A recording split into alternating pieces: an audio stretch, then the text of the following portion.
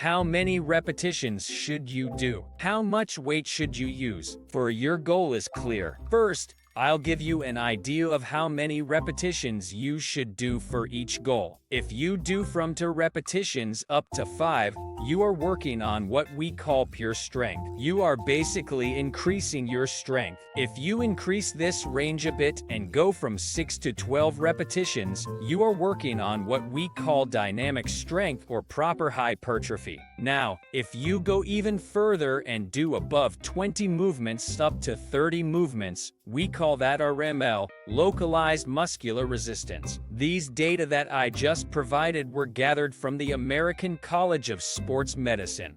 I mentioned doing 6 to 12 repetitions for hypertrophy, but 6 to 12 can be a bit vague. How many repetitions should you do? Should you do 8, 10, 12? What's the specific number? And I'll tell you, that specific number doesn't exist. The idea is that you should do your training or exercise with the maximum effort possible. So, you have to reach failure, meaning you have to do your last repetition with the greatest effort within that window. If you're training for hypertrophy, you have to do a maximum of 12 movements and not be able to do the 13. It's important to keep this in mind. If you can do 13 movements, for example, that means the weight is too low. Or if you can easily do 12 movements, that weight is also too low. On the other hand, if you put a certain weight and you can only do 5 movements, and your goal is hypertrophy,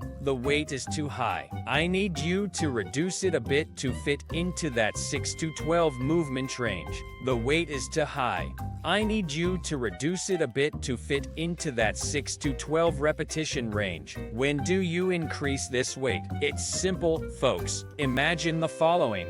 You put weight X there, and then you're doing hypertrophy, and you're doing up to 12 movements. The day you can do more than 12, it's time to increase. For example, you put the weight and did 10 movements, after a week still 10 movements, after a month you managed to do 11 movements. You can see that at this point, your strength has increased, but the weight remains the same. After another month, hypothetically speaking, you managed to do 12.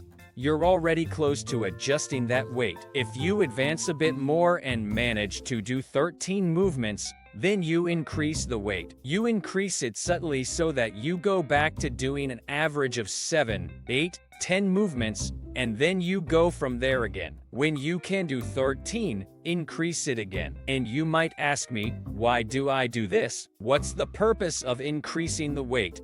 And I'll say, what a wonderful question you just asked, because when you increase the weight, it means you're getting stronger, and your increase in strength, while not directly, often brings an increase in muscle volume. In the past, many used to say that the larger the muscle, the greater the strength, and of course, the greater the strength, the larger the muscle. Based on this, many people overdo the weight, wanting to have larger muscles, but the idea is you need to continuously increase strength for your muscle to continuously grow, and to do that, you need to increase the weight. And now we understand how the muscle works, how we stimulate it for a specific response. There is also sarcoplasmic hypertrophy, which is a stimulus we give to the muscle to increase energy substrates, among other things, between the fibers. It's also important to apply this type of technique, but remember, it's a technique. Here, we're talking about the foundation of training. So, you'll do this continuously, and once a month, twice a month, you'll apply a specific technique. You need to do the foundation of your training well. Don't forget to hit that subscribe button, give us a thumbs up, and share the goodness with your family and friends. Big thanks for sticking around till the end. Stay healthy, stay happy.